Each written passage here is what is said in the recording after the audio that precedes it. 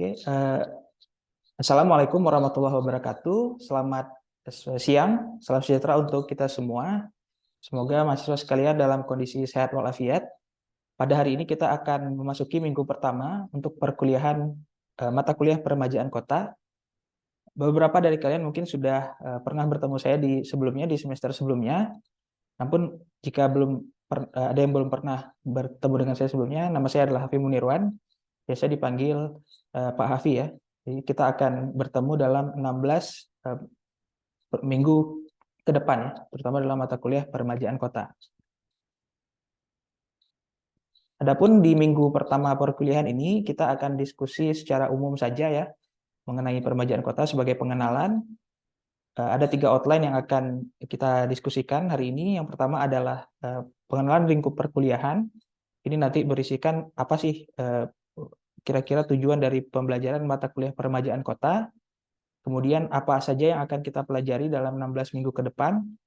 Berikut juga dengan sistem penilaiannya ya, dari perkuliahan ini sehingga ya perlu diperhatikan oleh mahasiswa sekalian dalam mengikuti perkuliahan peremajaan kota. Topik kedua yang kita diskusikan adalah mengenai definisi kota dan kawasan perkotaan. Karena mata kuliah ini berjudul peremajaan kota, jadi kita perlu tahu dulu ya yang maksud dengan kota itu seperti apa. Jadi nanti kita akan diskusi mengenai kota dan perkotaan, apakah ini adalah satu hal yang sama ataupun berbeda gitu. Kemudian yang terakhir kita akan diskusikan mengenai pertumbuhan kota dan kaitannya seperti apa dengan degradasi ruang kota ya sebagai satu fenomena yang terjadi di perkotaan. Deskripsi singkat dari mata kuliah peremajaan kota ini adalah untuk mempelajari fenomena perkembangan kota serta masalah degradasi ruang perkotaan yang menyebabkan dibutuhkannya suatu upaya peremajaan kota. Ya, jadi mungkin akan lebih paham mahasiswa sekalian jika kita ilustrasikan ya. Jadi kita coba lihat gambar di bawah ya. Yang paling kiri mungkin ada nggak kira-kira yang bisa menjelaskan kira-kira itu gambar apa gitu ya. Dan kira-kira apa kaitannya dengan peremajaan kota. Silahkan. Izin menjawab, Pak.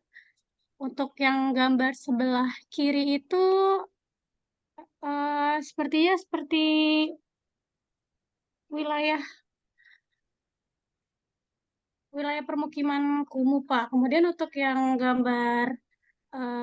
untuk gambar yang kedua itu juga wilayah permukiman kumuh, Pak. Kemudian untuk yang gambar ketiga itu sepertinya dia masjid masjid yang setelah terkena bencana tsunami di Aceh. Kemudian untuk gambar yang terakhir itu gambar kemacetan yang diakibatkan oleh adanya keberadaan pedagang kaki lima, Pak. Baik, terima kasih Anissa. Mungkin ada yang ingin menambahkan ya. Tadi sepertinya gambar paling kiri belum di ini ya. Mungkin, atau kalau mau menambahkan di gambar yang lain juga silakan. Izin menjawab, Pak, untuk gambar yang pertama itu seperti pabrik yang sudah tidak beroperasi lagi. Oke, baik. Terima kasih Hayatul dan Anissa atas jawabannya ya.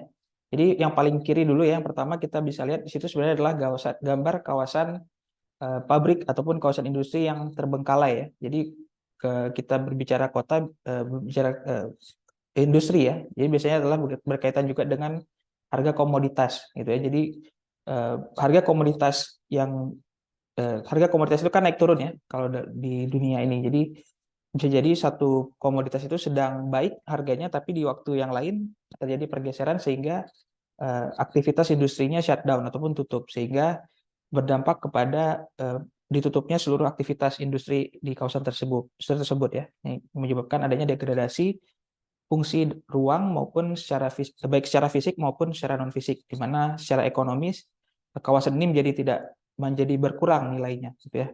Kalau yang gambar kedua adalah permukiman kumuh, tadi ya sudah dijelaskan. Kalau permukiman kumuh itu kita bisa lihat bahwa secara fisik juga ada degradasi di sana, baik dari segi aksesibilitas jalannya yang tidak terawat gitu ya, kemudian dari kondisi sanitasi, kondisi air bersihnya yang tidak baik, ataupun dari kondisi huniannya sendiri yang tidak layak huni gitu. Sedangkan gambar yang ketiga ini adalah gambar suatu tsunami yang terjadi tahun 2004 di Banda Aceh, di mana bencana ini ya, menyebabkan rusaknya fasilitas sarana prasarana perkotaan serta hunian di kota tersebut. sebenarnya tidak hanya bencana tsunami ya, jadi banyak bencana yang terjadi di Indonesia, apalagi Indonesia adalah negara ring of fire yang bisa di mana bencana itu bisa merusak sarana-prasarana perkotaan dan hunian warganya gitu ya. Yang terakhir adalah gambar koridor jalan, di mana kita bisa lihat bahwa koridor jalan ini secara fungsi itu terganggu oleh adanya aktivitas informal ataupun pedagang kaki lima yang kemudian berdampak kepada fungsi jalur pejalan kaki yang terganggu maupun dari jalan raya itu sendiri ya. Sehingga peremajaan kota dibutuhkan untuk memperbaiki kondisi-kondisi yang kita lihat pada gambar-gambar ini. Selanjutnya kita bahas mengenai capaian pembelajaran ya. Kira-kira apa sih yang bisa diharapkan oleh mahasiswa ketika mengikuti perkuliahan ini?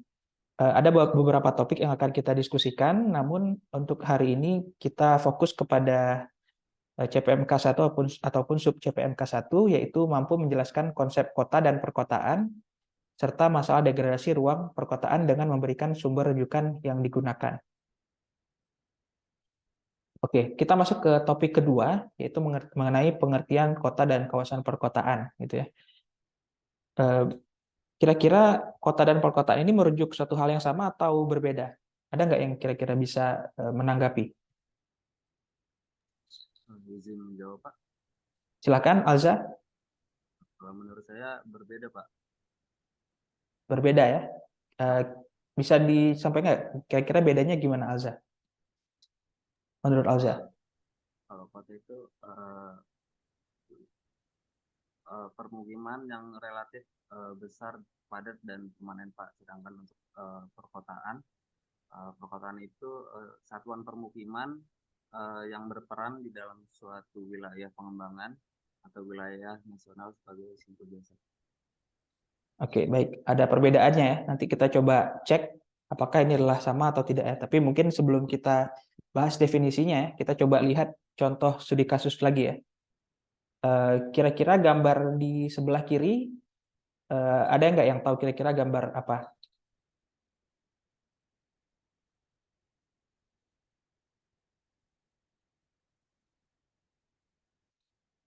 Ini adalah peta ya, peta kawasan ya. Kira-kira ada yang tahu nggak nih lokasinya di mana?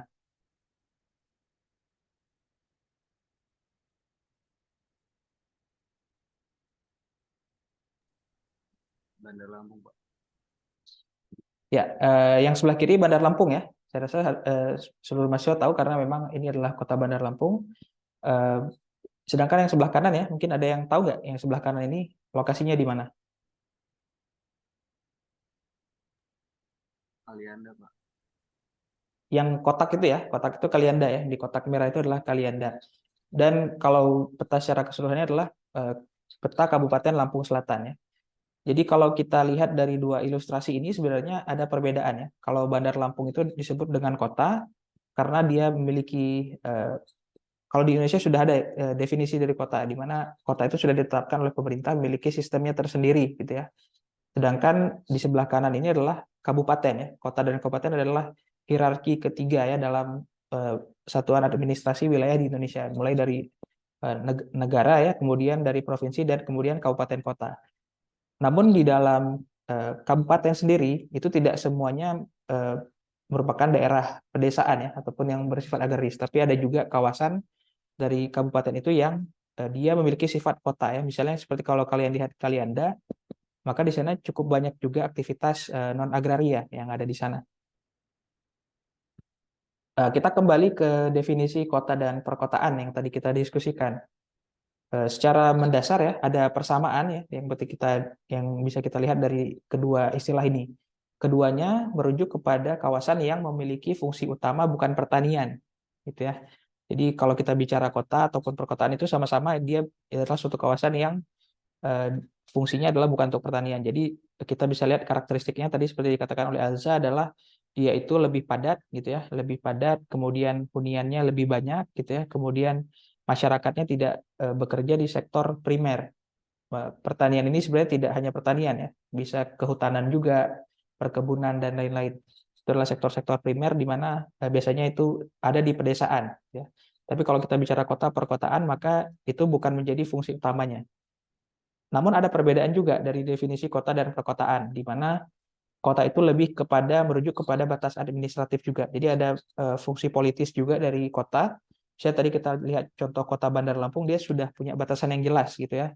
Bandar Lampung memiliki wilayah sekian dengan luasan sekian, berbatasan dengan Lampung Selatan misalnya di utara, di sebelah barat dengan kabupaten sebagainya ya. Jadi dia sudah jelas secara area, dan secara pemerintahan juga memiliki sistem tersendiri, dan dari segi penganggaran dan peraturan perundangan dia juga mandiri. Sedangkan kalau perkotaan ini dia tidak memiliki batasan administratif yang jelas ya, karena dia lebih merujuk kepada fungsionalnya.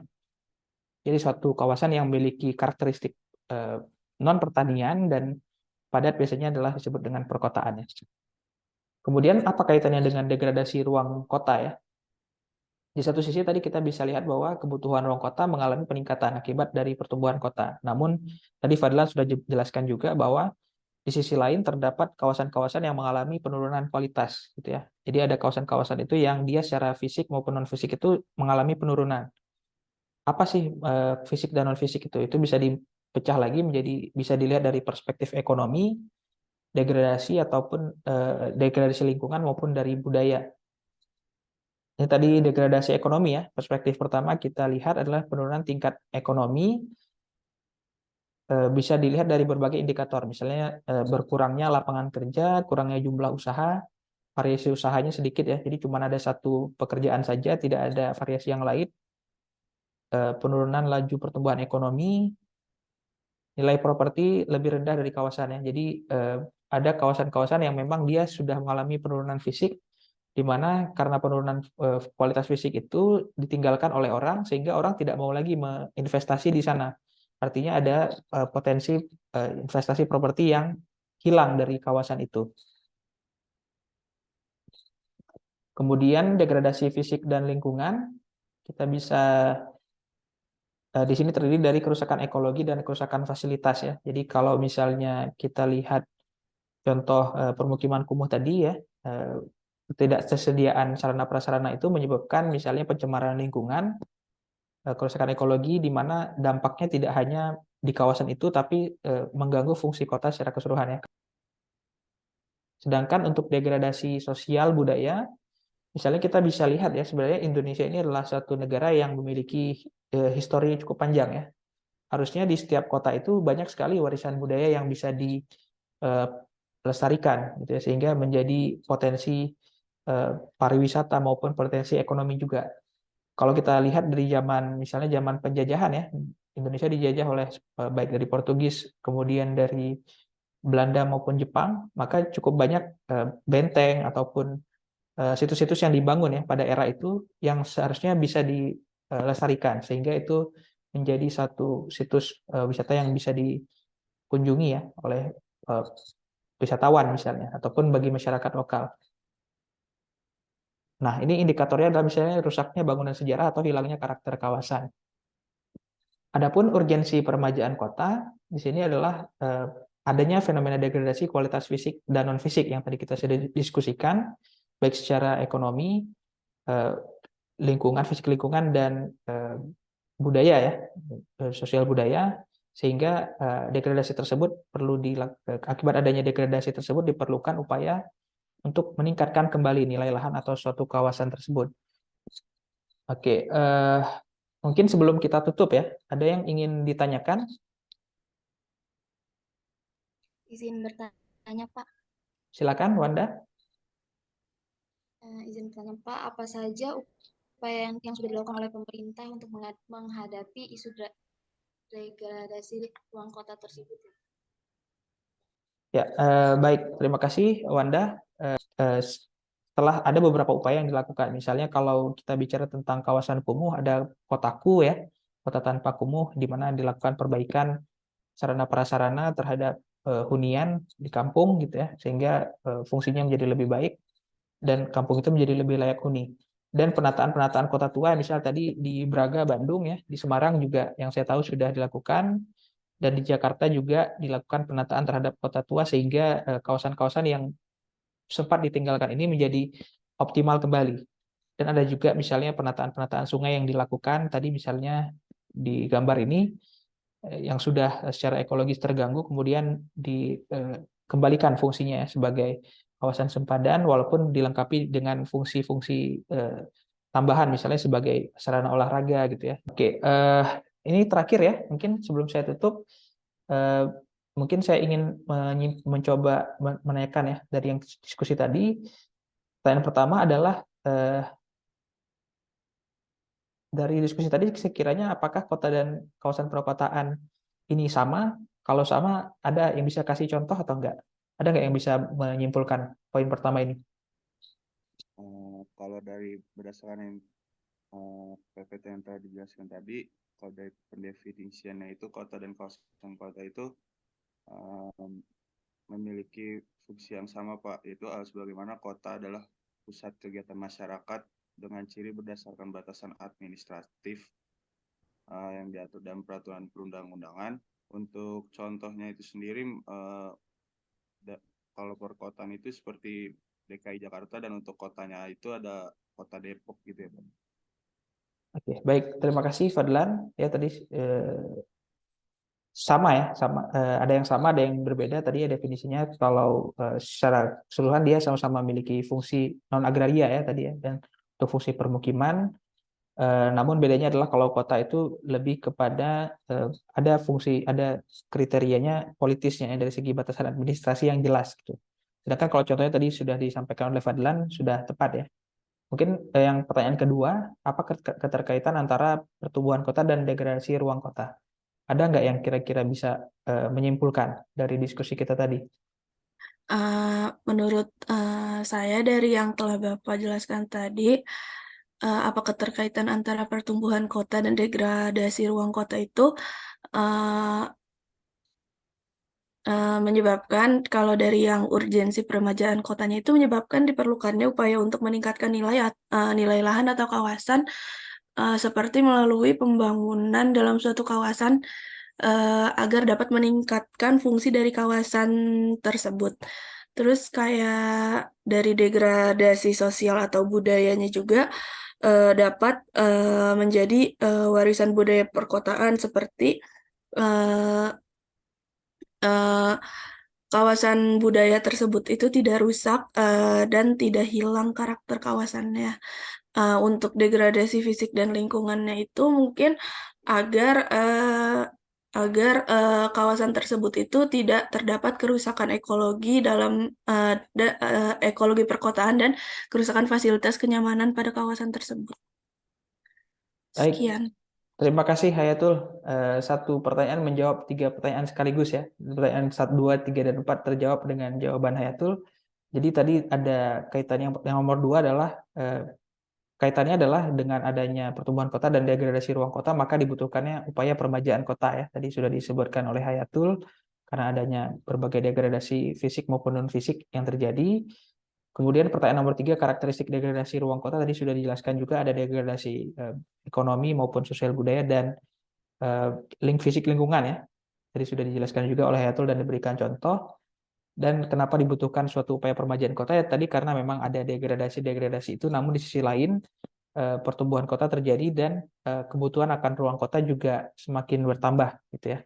Untuk materi hari ini saya cukupkan sampai sini. Terima kasih atas kehadirannya. Sampai jumpa di minggu depan ya untuk pertemuan selanjutnya. Saya ucapkan terima kasih sekali lagi. Assalamualaikum warahmatullahi wabarakatuh. Demikian video pernyataan diri dosen dalam unjuk kerja Tridharma Perguruan Tinggi atau PDD UKT-PT bidang pengajaran, serta video pembelajaran ini saya sampaikan.